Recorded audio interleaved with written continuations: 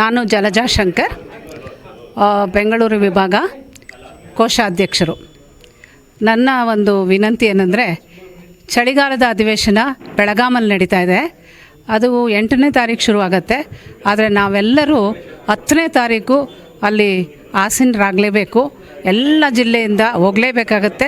ರಾಜ್ಯಾದ್ಯಂತ ಅಲ್ಲಿದ್ದಷ್ಟು ನಮ್ಮ ಒಂದು ಬೇಡಿಕೆಗೆ ಜಯ ಸಿಕ್ಕೇ ಸಿಗುತ್ತೆ ಅನ್ನೋದು ನಮ್ಮ ಎಲ್ಲ ನಿವೃತ್ತ ಬಾಂಧವರ ಒಂದು ಆಸೆ. ಅದರ ಜೊತೆಗೆ ನಮ್ಮ ಗೌರವ ಅಧ್ಯಕ್ಷರು ಸಹ ಕೈ ಜೋಡಿಸ್ತಾ ಇದ್ದಾರೆ. Anything else?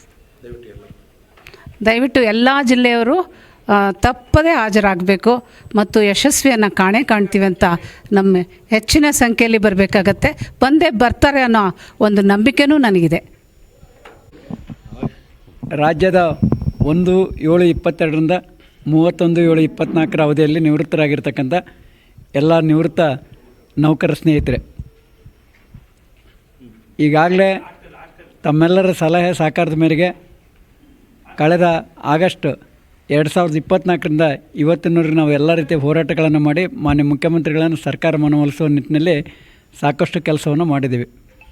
ಜೊತೆಯಲ್ಲಿ ರಾಜ್ಯ ಉಚ್ಚ ನ್ಯಾಯಾಲಯದಲ್ಲಿ ವಕಾಲತ್ತನ್ನು ಸಲ್ಲಿಸುವ ಮೂಲಕ ಇವತ್ತು ಸರ್ಕಾರಕ್ಕೆ ಸೂಚನೆಯನ್ನು ಕೊಡಿಸಿದ್ದೀವಿ.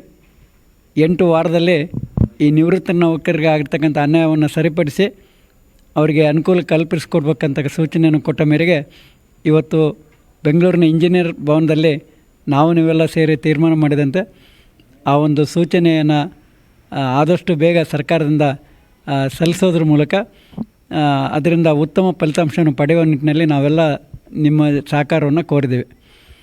ಈ ಒಂದು ವಿಶ್ವಾಸದಲ್ಲಿ ನಮ್ಮ ವೇದಿಕೆಯ ಗೌರವಾಧ್ಯಕ್ಷರಾಗಿರ್ತಕ್ಕಂಥ ಸನ್ಮಾನ್ಯ ಶ್ರೀ ಐವನ್ ಡಿಸೋಜ ಅವರವರು, ಸನ್ಮಾನ್ಯ ವಿಧಾನ ಪರಿಷತ್ ಸದಸ್ಯರು, ಅವರ ಆಶಯದಂತೆ ಕಳೆದ ಬಾರಿ ಏನು ಬೆಳಗಾವಿ ಅಧಿವೇಶನ ಸಂದರ್ಭದಲ್ಲಿ ನಾವು ಒಂದು ದಿನ ಧರಣಿ ಮಾಡಿದ್ವಿ. ಈ ಸರಿನೂ ಸಹ ಒಂದು ಧರಣಿ ಮಾಡಲಿಕ್ಕಾಗಲಿ ಈಗಾಗಲೇ ನಾವು ಬೆಳಗಾವಿನ ಪೊಲೀಸ್ ಆಯುಕ್ತರಿಗೆ ಮನವಿಯನ್ನು ಸಲ್ಲಿಸಿದ್ದೀವಿ.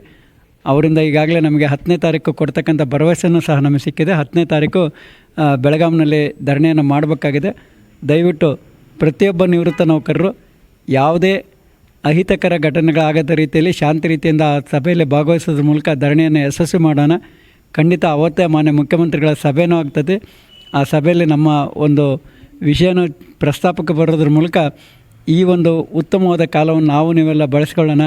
ದಯಮಾಡಿ ನೀವೆಲ್ಲರೂ ಬನ್ನಿ, ಸ್ನೇಹಿತರನ್ನು ಕರ್ಕೊಂಬನ್ನಿ, ಬೆಳಗಾವಿ ಅಧಿವೇಶನದಲ್ಲಿ ಧರಣಿಯಲ್ಲಿ ಪಾಲ್ಗೊಳ್ಳ್ರಿ. ನಮ್ಮ ಆರ್ಥಿಕ ನಷ್ಟವನ್ನು ಸರಿಪಡಿಸ್ಕೊಂಬಿಟ್ಟು ನಮ್ಮ ಕುಟುಂಬ ಸದಸ್ಯರಿಗೆ ಸುಖ ಸಂತೋಷದಿಂದ ಜೀವನ ಮಾಡ್ತಕ್ಕಂಥ ಕಾಲ ಹತ್ತಿರ ಬಂದಿದೆ. ಇದಕ್ಕೆ ಯಾರೂ ಸಹ ವಿರೋಧ ಮಾಡ್ದೇ ಸಹಕರಿಸ್ಬೇಕಂತೇಳ್ಬಿಟ್ಟು ನಮ್ಮೆಲ್ಲ ಸ್ನೇಹಿತರ ಜೊತೆಗೆ ನಾನು ಸಹ ತಮ್ಮಲ್ಲಿ ವಿನಂತಿ ಮಾಡ್ತಾಯಿದ್ದೀನಿ. ಜೈ ಹಿಂದ್, ಜೈ ಕರ್ನಾಟಕ ಮಾತೆ. ನಮ್ಮ ಹೆಸರು ಎಂ ಹುಲಬಸಪ್ಪ, ವಿಜಯನಗರ ಜಿಲ್ಲಾ ಪ್ರಧಾನ ಸಂಚಾಲಕರು. ದಿನಾಂಕ 11/12 ಅಥವಾ 10/12ರಂದು ಚಳಿಗಾಲದ ಅಧಿವೇಶನದ ಸಮಯದಲ್ಲಿ ಒಂದು ಬೃಹತ್ ಪ್ರತಿಭಟನಾ ಒಂದು ಸಭೆಯನ್ನು ನಮ್ಮ ನಿವೃತ್ತ ನೌಕರರ ವೇದಿಕೆಯ ವತಿಯಿಂದ ಹಮ್ಮಿಕೊಂಡಿದ್ದೇವೆ. ಆದ ಕಾರಣ ರಾಜ್ಯದ 34 ಜಿಲ್ಲೆಯ ಎಲ್ಲ ಜಿಲ್ಲಾ ಪ್ರಧಾನ ಸಂಚಾಲಕರು, ಆ ಒಂದು ವ್ಯಾಪ್ತಿಯಲ್ಲಿ ಬರುವಂಥ ಎಲ್ಲ ನಿವೃತ್ತ ನೌಕರ ಬಂಧುಗಳು ಸಹ ಆ ಒಂದು ಬೃಹತ್ ಪ್ರತಿಭಟನೆಯಲ್ಲಿ ಭಾಗವಹಿಸಿ ನಮ್ಮ ಪ್ರತಿಭಟನೆ ಯಶಸ್ವಿಯಾಗಲಿಕ್ಕೆ ಸಹಕಾರ ನೀಡಬೇಕು ಅಂತೇಳಿ ಈ ಮೂಲಕ ಮನವಿಯನ್ನು ಮಾಡ್ತೇವೆ.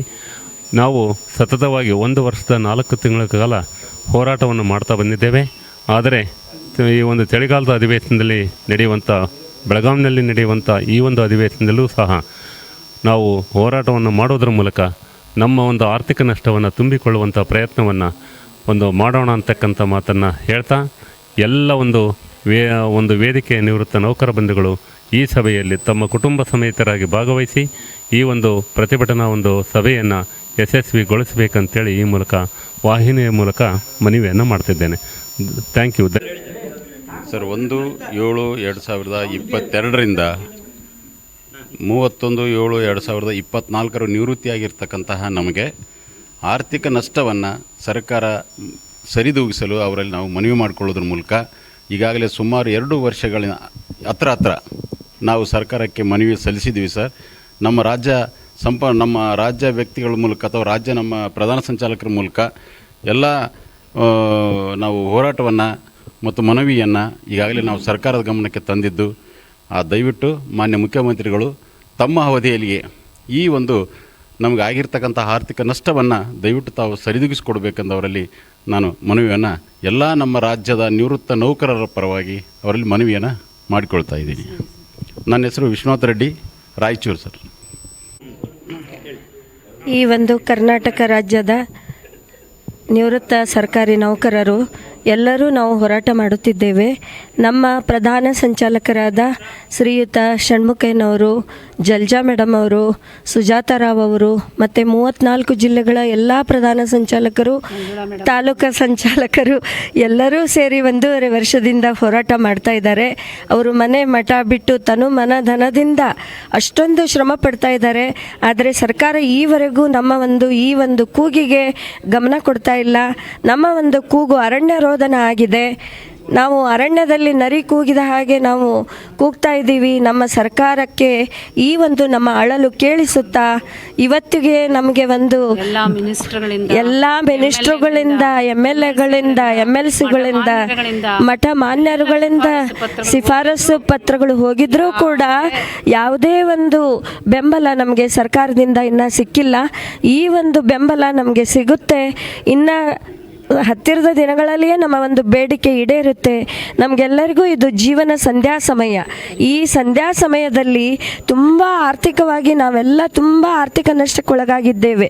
ಎಷ್ಟೋ ಜನ ಮದುವೆ ಮಾಡಬೇಕು, ಮನೆ ಕಟ್ಟಬೇಕು, ತುಂಬ ಸಾಲಗಳು ಮಾಡ್ಕೊಂಡಿರ್ತಾರೆ. ಅಂಥ ಒಂದು ಪರಿಸ್ಥಿತಿಯಲ್ಲಿದ್ದರೂ ನಿವೃತ್ತ ನೌಕರರಿಗೆ ಸರ್ಕಾರ 1/7/2022ರಿಂದ 31/7/2024 ನಿವೃತ್ತರಾಗಿರುವ ಕರ್ನಾಟಕ ಸರ್ಕಾರದ ಎಲ್ಲ ನಿವೃತ್ತ ನೌಕರರಿಗೆ ಆಗಿರುವಂತಹ ಆರ್ಥಿಕ ನಷ್ಟವನ್ನು ಘನ ಸರ್ಕಾರ ಭರಿಸಿಕೊಡಬೇಕು ಅಂತ ನಾನು ಸರ್ಕಾರದವರಲ್ಲಿ ಮನವಿ ಮಾಡಿಕೊಳ್ತೇನೆ. ನನ್ನ ಹೆಸರು ಮಂಜುಳಾ ರಾಣಿ ಅಂತ, ನಿವೃತ್ತ ನೌಕರರ ವೇದಿಕೆ, ಬೆಂಗಳೂರು ಸಂಚಾಲಕಿ. ಕರ್ನಾಟಕ ನಿವೃತ್ತ ನೌಕರರ ವೇದಿಕೆ, ಕೇಂದ್ರ ಸಮಿತಿ, ಬೆಂಗಳೂರು. ನಾನು ದಾವಣಗೆರೆ ಜಿಲ್ಲೆಯ ಜಿಲ್ಲಾ ಪ್ರಧಾನ ಸಂಚಾಲಕರಾಗಿರ್ತಕ್ಕಂಥ ಆನಂದಪ್ಪ ಡಿ ಅವರು. ಇಂದು ರಾಜ್ಯ ಕಾರ್ಯಕಾರಿಣಿ ಸಮಿತಿಯನ್ನು ನಾವು ಈ ಒಂದು ಇಂಜಿನಿಯರ್ ಭವನದಲ್ಲಿ ಕರೆಯಲಾಗಿತ್ತು. ಆ ಒಂದು ಸಭೆಗೆ ನಾವೆಲ್ಲರೂ ಆಗಮಿಸಿದ್ದೇವೆ. ಇಲ್ಲಿ ನಡೆದಂತಹ ಈ ಒಂದು ವಿಷಯಗಳು ಇವತ್ತು ಅತ್ಯಂತ ಅಮೂಲ್ಯವಾಗಿರ್ತಕ್ಕಂತಹ ವಿಷಯಗಳನ್ನು ಒಳಗೊಂಡಿರ್ತಕ್ಕಂಥದ್ದು ಮತ್ತು ಆ ಒಂದು ಅಂಶಗಳನ್ನು ತಿಳಿಸಿರ್ತಕ್ಕಂಥದ್ದು. ಇದರ ಜೊತೆಗೆ 10ರಿಂದ ನಮ್ಮ ಬೆಳಗಾವಿನಲ್ಲಿ ನಡೀತಕ್ಕಂತಹ ಚಳಿಗಾಲದ ಅಧಿವೇಶನಕ್ಕೆ ಕರ್ನಾಟಕದ ಮೂಲೆ ಮೂಲೆಯಲ್ಲಿರ್ತಕ್ಕಂತಹ 1/7/22ರಿಂದ 31/7/24 ನಿವೃತ್ತಿಯಾಗಿರ್ತಕ್ಕಂತಹ ಎಲ್ಲ ನಿವೃತ್ತ ಬಂಧುಗಳು ಆ ಒಂದು ಪ್ರತಿಭಟನಾ ರ್ಯಾಲಿಯಲ್ಲಿ ಭಾಗವಹಿಸಬೇಕಂತ ಹೇಳ್ಬಿಟ್ಟು ಕೇಂದ್ರ ಸಮಿತಿ ವತಿಯಿಂದ ನಾವು ಕರೆ ಕೊಡ್ತಾ ಇದ್ದೀವಿ. ದಯವಿಟ್ಟು ತಾವೆಲ್ಲರೂ ಬನ್ನಿ. ತಾವೆಲ್ಲರೂ ಬಂದರೆ ನಾವು ಖಂಡಿತವಾಗಿ ನಮ್ಮ ಈ ಒಂದು ಆರ್ಥಿಕ ನಷ್ಟವನ್ನು ನಾವು ತುಂಬಿಕೊಳ್ತೀವಿ. ನಮಗಾಗಿರ್ತಕ್ಕಂತಹ ಈ ಒಂದು ಆರ್ಥಿಕ ನಷ್ಟ DCRG, ಕಮಿಟೇಷನ್ ಮತ್ತು EL ಎನ್ಕ್ಯಾಶ್ಮೆಂಟ್ನಲ್ಲಿ ಆಗಿರ್ತಕ್ಕಂಥ ಆರ್ಥಿಕ ನಷ್ಟವನ್ನು ತುಂಬಿಕೊಳ್ಳಲಿಕ್ಕೆ ನಮಗೆ ಅತ್ಯಂತ ಅಮೂಲ್ಯವಾಗಿರ್ತಕ್ಕಂಥ ಸಂದರ್ಭ ಈ ಒಂದು ಬೆಳಗಾವಿಯ ಅಧಿವೇಶನದ ಆ ಒಂದು ಸಂದರ್ಭ. ಅದಕ್ಕೋಸ್ಕರ ನಮ್ಮ ಗೌರವ ಅಧ್ಯಕ್ಷರಾಗಿರ್ತಕ್ಕಂಥ ಸನ್ಮಾನ್ಯ ಶ್ರೀ ಐವನ್ ಡಿಸೋಜರವರ ಈ ಒಂದು ನೇತೃತ್ವದಲ್ಲಿ ಮತ್ತು ಅವರ ಕರೆಯ ಮೇರೆಗೆ ಇವತ್ತು ನಾವು ಈ ಒಂದು ಪ್ರತಿಭಟನೆಯಲ್ಲಿ ಕರ್ನಾಟಕದ ಎಲ್ಲ ಸರ್ವ ನಿವೃತ್ತ ನೌಕರರು ಭಾಗವಹಿಸಿದರೆ ನಾವು ಖಂಡಿತವಾಗಿ ನಮ್ಮ ಈ ಒಂದು ಯಶಸ್ಸನ್ನು ಪಡಿತೀವಿ ಅನ್ನತಕ್ಕಂತಹ ಆ ಒಂದು ಸಂದೇಶ ನಮ್ಮೆಲ್ಲರಿಗೂ ಇದೆ. ಒಗ್ಗಟ್ಟಿನಲ್ಲಿ ಬಲವಿದೆ, ಸಂಘಟನೆಯಲ್ಲಿ ಬಲವಿದೆ. ಈ ಸಂಘಟನೆಯಿಂದ ನಾವು ನಮ್ಮ ಆರ್ಥಿಕ ನಷ್ಟವನ್ನು ತುಂಬಿಕೊಳ್ಳೋಣ ಎಂದು ಈ ಮೂಲಕ ತಮ್ಮಲ್ಲಿ ಅತ್ಯಂತ ಕಳಕಳಿಯಿಂದ ನಾನು ವಿನವಿಸಿಕೊಳ್ತಿದ್ದೇನೆ. ಮತ್ತು ಅಧಿವೇಶನದ ಪ್ರತಿಭಟನೆಗೆ ತಮ್ಮೆಲ್ಲರಿಗೂ ನಾನು ಕರೆಯನ್ನು ಕೊಡ್ತಾ ಇದ್ದೇನೆ. ದಯವಿಟ್ಟು ಬನ್ನಿ, ಭಾಗವಹಿಸಿ. ನಮಗಾಗಿರ್ತಕ್ಕಂತಹ ಆರ್ಥಿಕ ನಷ್ಟವನ್ನು ನಾವೆಲ್ಲರೂ ಸಹ ಸರಿಪಡಿಸಿಕೊಳ್ಳೋಣ. ನಮಗಾಗಿರ್ತಕ್ಕಂಥ ಆರ್ಥಿಕ ನಷ್ಟವನ್ನು ನಾವು ತುಂಬಿಕೊಳ್ಳೋಣ. ಇದಕ್ಕೆ ಸರ್ಕಾರ ಖಂಡಿತವಾಗಿಯೂ ನಮ್ಮ ಮನವಿಗೆ ಓಗೊಡುತ್ತದೆ ಅನ್ನತಕ್ಕಂತಹ ಆ ವಿಷಯವನ್ನು ತಮ್ಮ ಮುಂದೆ ನಾನು ಹೇಳಲಿಕ್ಕೆ ಬಯಸ್ತಿದ್ದೇನೆ. ನಮ್ಮ ಈ ಒಂದು ಕೇಂದ್ರ ಸಮಿತಿಯ ಇನ್ನೂ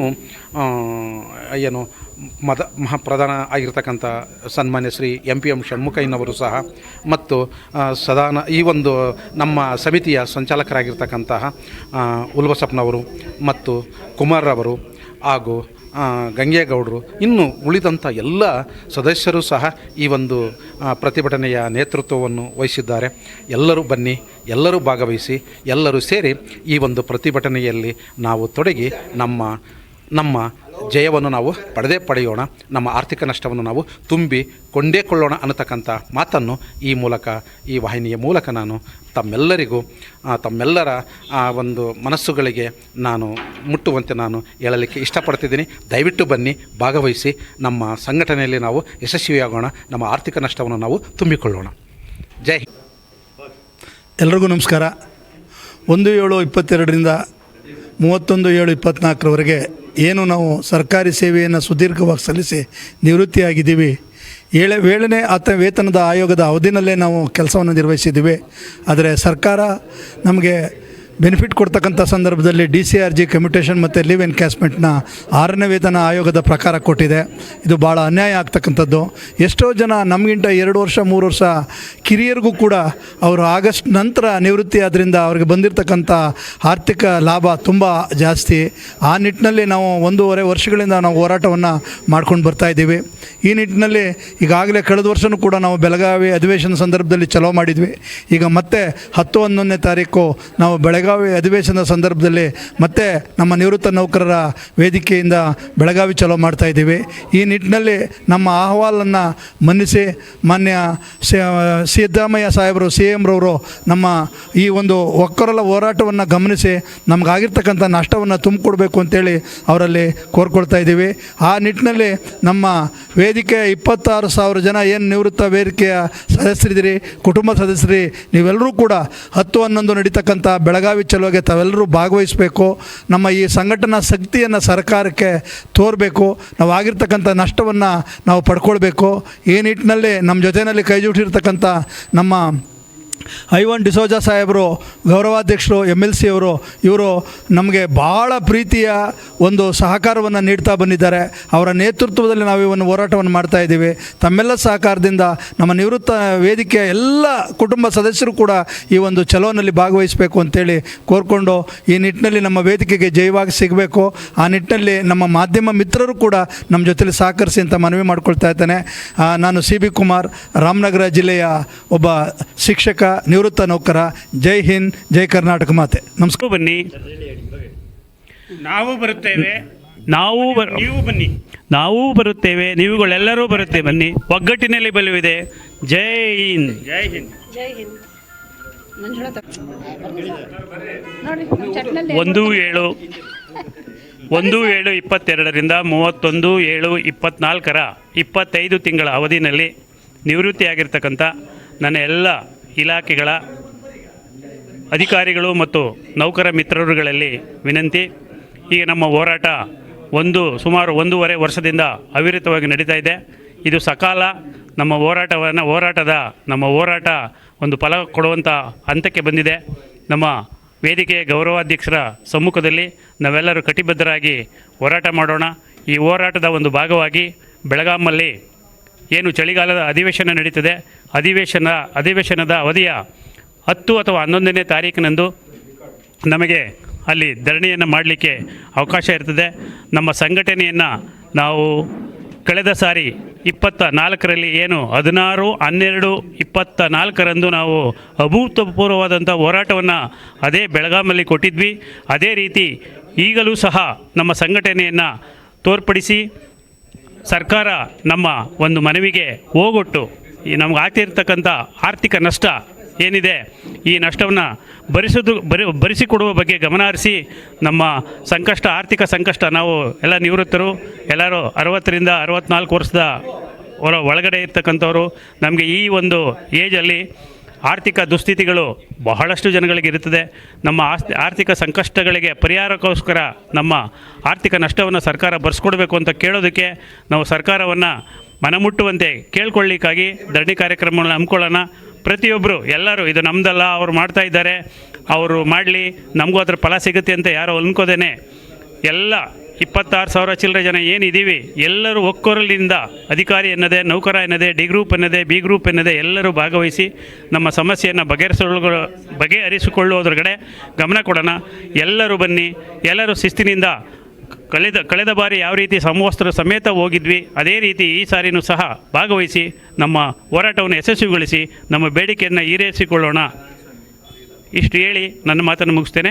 ನನ್ನ ಹೆಸರು ಕೆಂಪೇಗೌಡ ಅಂತಂದು, ಬೆಂಗಳೂರು ದಕ್ಷಿಣ ಅಂದರೆ ರಾಮನಗರ ಜಿಲ್ಲೆ ಚನ್ನಪಟ್ಟಣ ತಾಲೂಕಿನಿಂದ ನಾನು ಜಿಲ್ಲಾ ಪ್ರಧಾನ, ರಾಮನಗರ ಜಿಲ್ಲೆಗೆ. ಜೈ ಹಿಂದ್, ಜೈ ಕರ್ನಾಟಕ. ನಾವು ಬರುತ್ತೆ.